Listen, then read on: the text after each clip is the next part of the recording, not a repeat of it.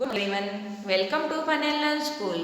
बच्चों, आज हम पढ़ेंगे कक्षा 5 की क्लास में चैप्टर 15 जिसका नाम है बीसन की दिलेरी। बच्चों, ये कहानी है। ओके, चलो हम पढ़ते हैं। बच्चों, किताब को ओपन किया, पेज नंबर 118, चैप्टर 15, नाम है बीसन की दिलेरी। तो बच्चे, एक बच्चा है 10 साल का, उसकी ये कहानी है। उसका नाम क्या है? बीसन है। ओके, चलो हम रीड करते हैं, फिर समझते हैं ये कहानी में क्या है। तो बच्चों, यहाँ पर कहा गया है, सुबह का समय था। पहाड़ों के पीछे से सूरज झांक रहा था, मतलब सूरज उदय हो रहा था। 10 वर्ष का विशन घर से बाहर निकल आया। वह रोज इसी समय इसी रास्ते कर्नल दत्ता के फार्म हाउस पर जाता था। कर्नल दत्ता की पत्नी पढ़ाई में उसकी मदद करती थी। फार्म से लगे सेवों के बाग में कीटनाशक दवा का छिड़काव हो रहा था। बहुत तड़के काम शुरू हो जाता। तड़के मतलब बहुत जल्दी। सुबह सुबह का जो टाइम होता है उसको क्या बोलते थे? तड़के बोलते थे। मतलब सुबह जल्दी काम शुरू हो जाता है। भीषण पगडंडी से अभी सड़क तक जा ही रहा था कि उसे गोली चलने की आवाज़ सुनाई दी। किसकी आवाज़ सुनाई दी उसको बच्चों? गोली की। इधर उधर देखा, कोई भी दिखाई नहीं दिया। वह कुछ ही दूर चला था कि उसे फिर गोली चलने की आवाज़ सुनाई दी। इस बार एक नहीं 2-3 गोलियां एक साथ ही चली थी। गोली की आवाज़ से पूरी घाटी गूंज रही। पंछी घबरा रहे थे। आसमान में गोल गोल चक्कर काटने लगे। कौन? पक्षी। बिशन सहम कर पेड़ों की आड़ में छिपकर खड़ा हो गया। बिशन ने क्या किया? वो डर गया तो पेड़ के पीछे जाके छिप गया। बिशन जहाँ खड़ा था वहीं चुपचाप खड़ा रहा। उसे वहाँ के सीढ़ी नुमा खेत और फलों के बाग साफ दिखाई दे रहे थे। खेतों में काम करते हुए किसान भी दिखाई दे रहे थे। फसल तैयार खड़ी थी। सुबह की हल्की धूप में खेत सुनहरे दिखाई दे रहे थे। बिशन सभी अभी सोच ही रहा था कि गोली किसने और क्यों चलाई होगी। तभी एक और गोली की आवाज़ आई। एकाएक बिशन की गोली चलने का कारण समझ में आ गया। जब फसल पक जाती है तब गेहूं के खेतों में दाना चुगने ढेरों सारे तीतर आ जाते हैं। पक्षी होते हैं जो गेहूं की फसल पक जाती है तो पक्षी खाने के लिए गेहूं को आते हैं। शिकारी इस बात को जानते हैं, इसलिए सुबह सुबह ही तीतर मारने चले जाते हैं। पिछले साल ही शिकारियों ने इसी तरह बहुत से तीतर मारे थे। कुछ तीतर तो वे उठा ले गए, बाकी को वहीं छोड़ गए। खेतों को काटते समय किसानों को बहुत से मरे हुए जख्मी तीतर मिले। विशन ने सोचा, कितना दुख पहुंचाने वाला काम करते हैं ये शिकारी। वह समझ गया कि शिकार ही तीतरों की गोलियां चला रहे हैं। इसलिए वह पेड़ों के बीच से निकलकर खेतों के किनारे किनारे चलने लगा। वह चलते चलते सोच रहा था कि इन शिकारियों को सबक सिखाया जाना चाहिए। क्यों हमें ऐसा नहीं करना चाहिए, लेकिन उन्हें कैसे सबक सिखाया जाए वो उसकी समझ में नहीं आ रहा था। भी उनको कैसे सबक सिखाया जाए वो उसको समझ में नहीं आ रहा था। तभी उसके पाँव के पास सरसराहट सी हुई। उसने देखा एक घायल तीतर गेहूं की बालियों के बीच फंसा छटपटा रहा है। भीषण वहीं घुटनों के बल बैठ गया। उसने घायल तीतर को पकड़ने के लिए हाथ बढ़ाया, लेकिन घबराया हुआ तीतर छिटक कर खेत के ओर अंदर चला गया। भीषण जानता था कि शिकारी तीतर को ढूंढ नहीं पाएंगे और घायल तीतर यही तड़प तड़प कर मर जाएगा। उसने स्वेटर उतारा और मौका देकर तीतर पर डाल दिया। तीतर स्वेटर में फंस गया और भीषण ने उसे पकड़ लिया। भीषण ने अपने सीने से चिपका लिया और खेत में से निकल गया। पहाड़ी की ओर भागने लगा। वह इतना तेज चल रहा था मानो उसके पंख लग गए हो। वो बहुत तेज भाग रहा था। फिर आगे देखो बच्चों, आगे कहाँ गया? कर्नल दत्ता के घर के रास्ते में एक तरफ गेहूं के खेत थे, दूसरी तरफ कंटीले तारों की बाड़, मतलब तार बांधे हुए थे। भीषण वैसे ही कंटीले तारों की बाड़ में से होकर निकल सकता था, परंतु इस समय वह दोनों हाथों से तीतर को पकड़े हुए था।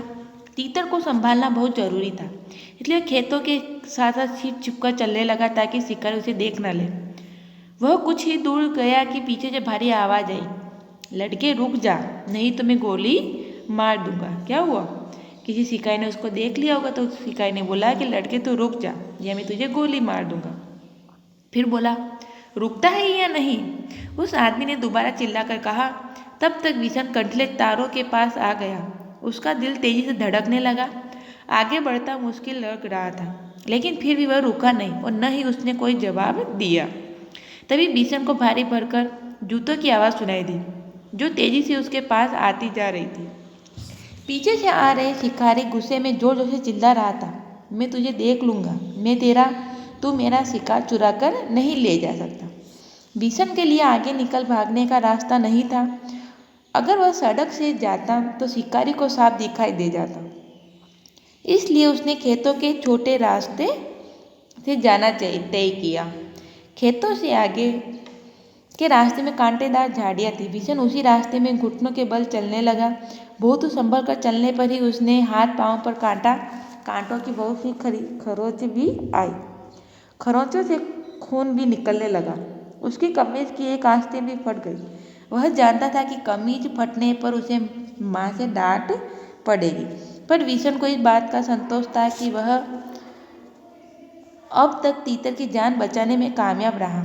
झाड़ी से बाहर आकर सोचने लगा कि कैसे पहाड़ी के कोने से फिसलकर नीचे पहुँचे जाए, लेकिन उस कोने में घास बहुत ज़्यादा थी और ओस के कारण फिसलन भी। विशन थककर वहीं एक किनारे बैठ गया। अभी वह बैठा था कि उसे पाँवों की आवट सुनाई दी।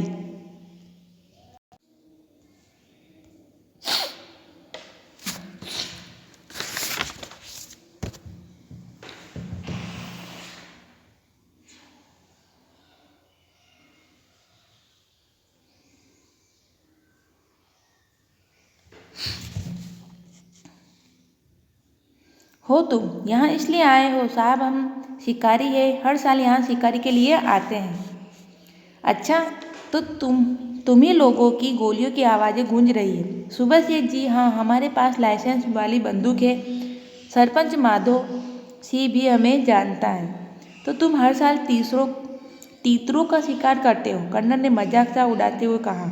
जी हाँ, तीतर भी मार लेते हैं कभी कभी। अभी एक लड़का हमारे शिकार तीतर को लेकर आपके यहाँ छिपा है, हम उसे ही ढूंढ रहे हैं। अच्छा, फिर आगे कहा गया है बच्चों। अच्छा, तुम इतने सारे तीतर मारते हो, उनका क्या करते हो? कर्नल साहब ने पूछा। सीधी सी बात है साहब, खाते हैं, दूसरे शिकारी ने जवाब दिया। फिर कुछ रुककर बोला, अब तो उस लड़के को ढूंढवा दीजिए साहब, वह इधर ही कहीं छुपा है। कर्नल दत्ता ने उनकी बात पर कोई ध्यान नहीं दिया और गुस्से से कहा, कैसे हो तुम लोग? हर साल आकर इतने तीतर मार डालते हो, कुछ तो खा लेते हो और बाकी को घायल करके यहाँ तड़प तड़प कर मरने के लिए छोड़ जाते हो। जब फसल कटती है तब ढेरों मरे हुए तीतर मिलते हैं। कर्नल दत्ता की बात सुनकर वे दोनों कुछ घबरा गए। उन्हें उम्मीद नहीं थी कि कर्नल इस तरह उन्हें डांट देंगे। कर्नल दत्ता ने उन्हें इतना ही कहकर नहीं छोड़ा। आगे बोले, पक्षियों को मारने और उससे ज़्यादा उन्हें घायल करके छोड़ जाने में तो कोई बहादुरी नहीं है। अब तो तुम दोनों यहाँ से जा सकते हो, यहाँ तुम्हारे कोई तीतर बीतर नहीं है। अब जाते हो क्यों नहीं? खड़े क्यों हो? विशन चिमनी के पीछे से सब देख रहा और सुन रहा था। वे दोनों शिकारी बिना कुछ बोले मुड़े और वापस चले गए। कर्नल दत्ता ने गुलाब चंद से दवाई छिड़कने वाले मशीन लाने को कहा। तभी विशन छपकर से शेड पर होता हुआ नीचे कूद पड़ा। उन्हें तीतर को उठा लिया। घर में घुसते ही मालकिन को पुकारने लगा, बहूजी बहूजी जल्दी आइए, यह बहुत जख्मी है, आकर इसे देखिए। फिर विशन की आवाज़ सुनकर कर्नल दत्ता भी अंदर जा पहुँचे। बोले, अच्छा, तो तीतर चुराने वाला लड़का तू ही था? क्या करता बाबूजी? इसे बहुत चोट लगी है, अगर मैं न लाता तो वह मर जाता। अब तू इसका क्या करेगा? इसे पालूंगा बाबूजी, विशन ने कहा। कर्नल साहब मुस्कुरा दी। उन्होंने घायल तीतर को देख उसका एक पंख टूट गया था। कर्नल, वह अब शायद ही वह उठ सके। जाओ दवाइयों का बक्सा लेके आओ। विशन दौड़कर बक्सा ले आया। कर्नल दत्ता ने तीतर के पैरों को जख्म साफ किया, फिर दवाई लगा दी, पंख को फैलाकर टेप लगा दी ताकि वह ज़्यादा हिले डुले नहीं। फिर उन्होंने विशन से कहा, विशन, अगर तुम इसे गेंदे के पत्तों का रस दिन में 2-3 बार पिलाओगे तो ये जल्दी ठीक हो जाएगा। तब तक बहूजी एक कटोरी में दलिया ले आए। तीतर को दलिया खिलाते हुए बोले कि रोज़ दलिया भी खिलाना भीषण। तीतर को दलिया बहुत पसंद है। तब तो यह भीषण के पीछे पीछे घूमता रहा। कर्ण ने हंसते हुए कहा, अच्छा भीषण, तुम जानते हो तीतर कैसे बोलता है? बहूजी ने पूछा। भीषण ने अपने हाथों को मुंह में रखकर तीतर की आवाज़ निकाली, क्वाक क्वाक क्वाक। कर्णदत्ता ठहाका मारकर हंस पड़े। बहूजी भी मुंह में पल्लू रखकर हंसने लगी। भीषण की हंसता हुआ हिरन की तरह छलांगे लगाता तीतर के साथ वहाँ से अपने घर की ओर भाग चला। ओके बच्चों, ये क्या थी कहानी? भीषण की है, उसने तीतर की जान बचाने के लिए कितनी मेहनत की, मतलब अपनी जान को भी उसने जोखिम में डाल दिया था, है ना बच्चों। तो बच्चों ये तीतर की कहानी है, भीषण की दिलेरी। तो बच्चों आपको आज का होमवर्क है पेज नंबर 118, वो पेज आप अपनी हिंदी की नोटबुक में लिखना और कल हम इसके प्रश्न उत्तर पढ़ेंगे पार्ट 2 में। Okay, bye bye.